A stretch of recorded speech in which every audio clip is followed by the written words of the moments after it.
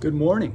My name is Brett, and I'm coming to you from not so sunny Michigan. It's melting, but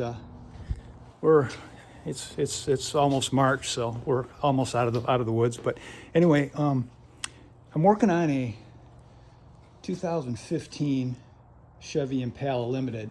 It's got the 3.6 in it. So my background, I'm a retired certified tech, did it for 30 years, but I still do a fair amount of stuff in my garage. And this is my own vehicle, and I decided I was going to replace the O2 sensors.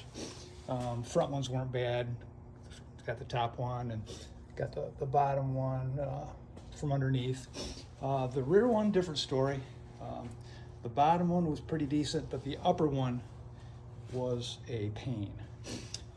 So what I did, I went on YouTube to see if there was a YouTube video. Sometimes they're pretty darn good, but there was not one. I could not find one for this application. So I decided I'm going to make one.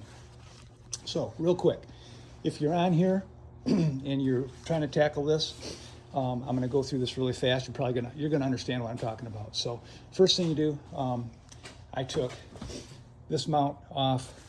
I took the lower, loosened the lower transmission mount, loosened the rear engine mount.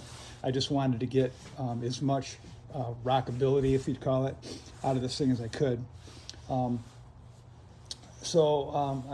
was able to go underneath it and jack the engine up slightly, rock this forward, and there's a little bit of access, not much, to that upper O2 sensor. So what I did, went out and bought this fancy little tool off of Amazon. I think it cost like 13 or 14 bucks, but I'll tell you what, it's a lifesaver.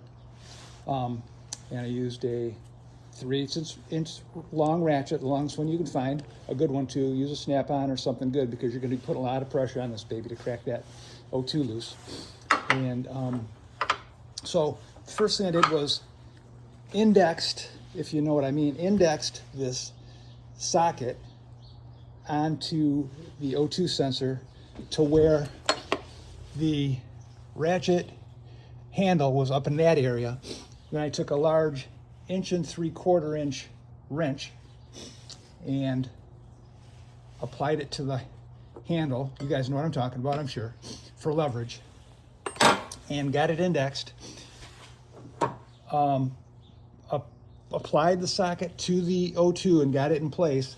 Then I don't have access to an acetylene torch, so I used a propane torch and got down there and heated up the manifold area around the O2 sensor for a few minutes, and applied some pressure with that wrench assembly that I put together, and it cracked loose. It was wonderful. So I hope this helps you, because I know this was a real bear. I've done a lot of stuff in my life, and this is one of the toughest ones, but we got through it. So hope this helps you.